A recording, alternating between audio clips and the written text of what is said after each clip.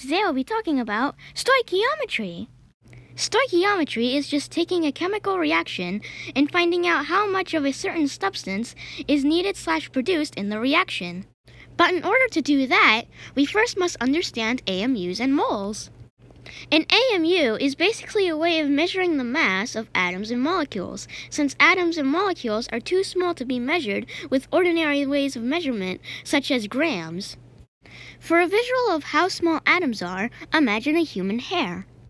There are 1 million carbon atoms across the width of that hair, so having a special unit just for atoms and molecules is totally necessary. Now that we know about AMUs, let's talk about moles. If you had a mole of crackers, you would have 6.022 times 10 to the 23 crackers. The reason why moles are defined this way is because it makes them a way to convert AMUs into grams. Specifically, 1 mole of AMUs is equal to 1 gram. So, if a particular molecule is 12 AMUs, then a mole of that molecule will be equal to 12 grams.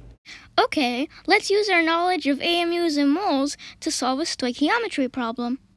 Here's an example reaction. 2 aluminum plus iron 2 oxygen 3 turns into aluminum 2 oxygen 3 plus 2 iron.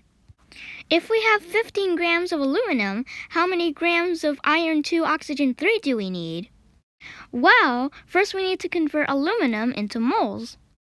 Aluminum is about 27 AMUs. By the way, I'm getting these AMU values from the periodic table. That means that 1 mole of aluminum will be equal to 27 grams.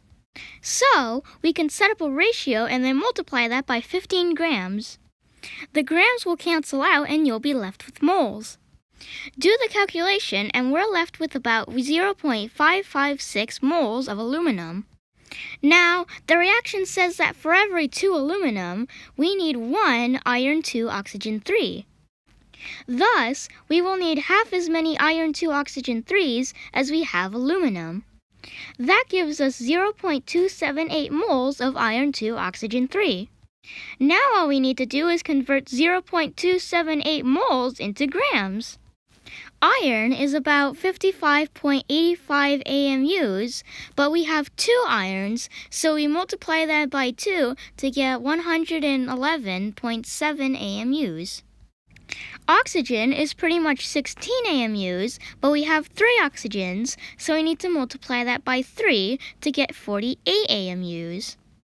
Add these two together, and we get 159.7 AMUs of iron 2 oxygen 3.